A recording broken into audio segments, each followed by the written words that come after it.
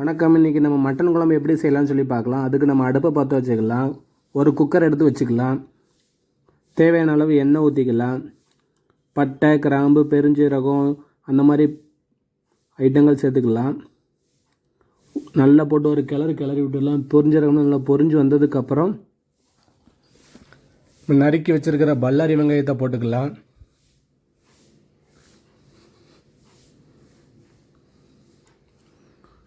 நல்லா பல்லாரி வெங்காயம் பொன்னிறமாக வர வரைக்கும் நல்லா வதக்கி எடுத்துக்கலாம். இப்போ நம்ம வெங்காயம் நல்லா வதங்கி வந்துடுச்சு. இப்போ நம்ம வெட்டி வச்சுருக்கிற பச்சை மிளகா ஒரு 5 சேர்த்துக்கலாம்.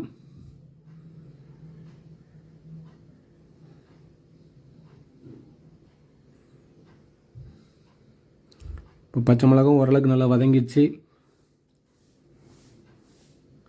நம்ம அரைச்சி வச்சுருக்கிற இஞ்சி பூண்டு விழுது சேர்த்துக்கலாம். அதை போட்டு நல்லா கிண்டி எடுத்துக்கலாம். சட்டி பிடிக்கும், அதை பிடிக்காத அளவுக்கு நல்லா கிண்டி எடுத்துக்கலாம். இப்போ இஞ்சி பூண்டு பேஸ்ட்டு நல்லா வதங்கி எடுத்ததுக்கப்புறம் பார்த்திங்க அப்படின்னாச்சுன்னா நம்ம வெட்டி வச்சுருக்கிற தக்காளி பழத்தை சேர்த்துக்கலாம். தக்காளி பழமும் நல்லா மசிஞ்சு வரணும். அது வரைக்கும் நல்லா வதக்கி எடுத்துக்கலாம். நம்ம தக்காளி பழம் நல்லா வதங்கிடுச்சு. இப்போ தேவையான மசாலா பொடி சேர்த்துக்கலாம். மஞ்சள் பொடி, வத்தப்பொடி, மல்லிப்பொடி, கறி மசாலா பொடி, இது உங்களுக்கு தேவையான அளவு சேர்த்துக்கோங்க. நல்லா டேஸ்ட்டாக இருக்கும் நம்ம மட்டன் கிரேவி. இப்போ நம்ம கழுவி வச்சுருக்கிற மட்டனை சேர்த்துக்கலாம் அந்த கிரேவி மசாலாவோட. இப்போ மட்டனை போட்டு நல்லா ஒரு விரவிக்கலாம் மசாலாவோட சேர்த்து எல்லாத்தையும்.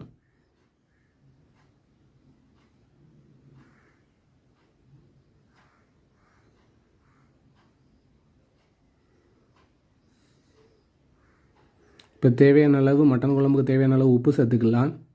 இப்போ மட்டன் குழம்பு அப்படின்னா அதுக்கப்புறம் அரைச்சி வச்சுருக்கிற தேங்காய், சீரகம், முந்திரி பருப்பு இந்த பேஸ்ட்டை சேர்த்து நல்லா ஒரு வரவிக்கலாம். மட்டன் குழம்புனாலே பார்த்திங்க அப்படின்னா கொஞ்சம் உருளைக்கிழங்கு சேர்த்தோம் அப்படின்னாச்சுன்னா நல்லா கிரேவி கட்டியாக வரும். அதுக்காண்டி உருளைக்கிழங்கு சேர்த்துருக்கோம். அது நீங்கள் தேவைன்னா சேர்த்துக்கலாம், தேவையில்லைன்னா விட்டுக்கலாம். இப்போ மட்டன் வேகிற அளவுக்கு தேவையான தண்ணி. நம்ம கட்டியாக வைக்கல, கொஞ்சம் கிரேவியாக வைக்கிறதுனால கொஞ்சம் தண்ணி ஊற்றிருக்கிறோம். உங்களுக்கு தேவைன்னா ஊற்றிக்கோங்க, இல்லை வேண்டாம்னா விட்டுடலாம். இப்போ கடைசியாக பார்த்திங்க அப்படின்னாச்சுன்னா நறுக்கி வச்சுருக்கிற மல்லி இலையை தூவி குக்கரை மூடிடலாம். ஒரு 7 விசில் குக்கர் அடிக்கிற வரைக்கும் வச்சுக்கலாம். மட்டன் சூப்பராக வந்துடும். 7 விசிலுக்கு தாண்டிச்சு அப்படின்னாச்சுன்னா நல்லா குழைய ஆரம்பிச்சிடும். அதனால் 7 விசில் இறக்கிக்கோங்க. கிறிஸ்மஸ் ஸ்பெஷல் மட்டன் குழம்பு, நல்ல ஒரு எலும்பு பீஸ்.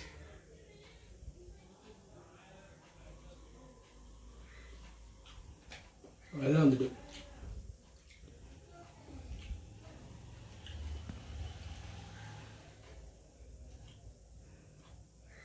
கறி நல்லா வந்துடுச்சு. அது கறியை சோத்தோடு சாப்பிடும்.